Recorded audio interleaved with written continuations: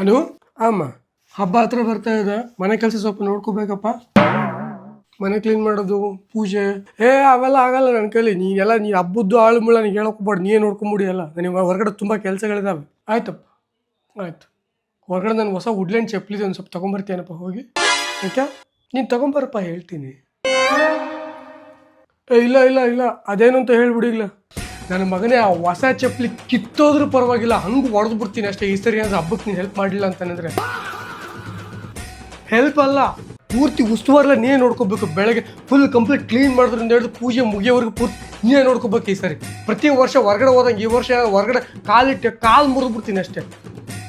ಸಾಕಾಗೋಗುತ್ತೆ ನನಗೆ ಹೇಳಿ ನೀನು. ಅದೇನು ಮಾಡ್ತೇವೆ ಗೊತ್ತಿಲ್ಲ. ಬೆಳಗ್ಗೆ 5 ಗಂಟೆಲಿ 4 ಗಂಟೆ ಬೇಗ ಎದ್ದು ಕಸ ಹೊಡೆದೆಲ್ಲ ಒರೆಸಿ ಫುಲ್ ಕ್ಲೀನ್ ಮಾಡಿ, ಆ ಪೂಜೆ ಪುನಸ್ಕರೆಲ್ಲ ಮುಗಿಸ್ಕೊಂಡು ಪೂಜೆ ಮಾಡಿ, ಆ ಗಾಡಿ ಪೂಜೆ ಮಾಡಿ, ನಿಂಬೆ ಇಟ್ಟು ಕಾಲು ತೊಳ್ಬಿಟ್ಟು ರೆಡಿ ಮಾಡಿದ್ರೆ ಮಾತ್ರ ಸರಿ. ಇಲ್ಲ ಅಂತಂದರೆ ನಾನು ಏನು ಮಾಡ್ತೀನಿ ನನಗೆ ಗೊತ್ತಿಲ್ಲ. ಹೇಳ್ತಾನೆ ಕೇಳಿಸ್ಕೊ. ಇಲ್ಲಮ್ಮ, ಇದು ಅಷ್ಟೆಲ್ಲ ಯಾಕೆ ಎಷ್ಟೊಂದು ಟೆನ್ಷನ್ ತೊಗೊಳ್ತೀನಿ. ನಾನು ಹೆಲ್ಪ್ ಮಾಡ್ತೀನಿ, ಯಾವುದಕ್ಕೆ ಯೋಚನೆ ಮಾಡೋಕ್ಕೋಗ್ಬೇಡಮ್ಮ. ಎಲ್ಲ ಹೆಲ್ಪ್ ನಾನೇ ಮಾಡ್ತೀನಿ ಆಯಿತಾ. ಕಂಪ್ಲೀಟ್ ಮುಗಿಯೋವರೆಗೂ ನಾನೇ ನೋಡ್ಕೊಳ್ತೀನಿ. ಹಬ್ಬದ ಉತ್ಸವರಲ್ಲಿ ನನ್ನ ಕಣಮ್ಮ, ನೀನು ಟೆನ್ಷನ್ ತೊಗೊಬೇಡ ಪ್ಲೀಸ್.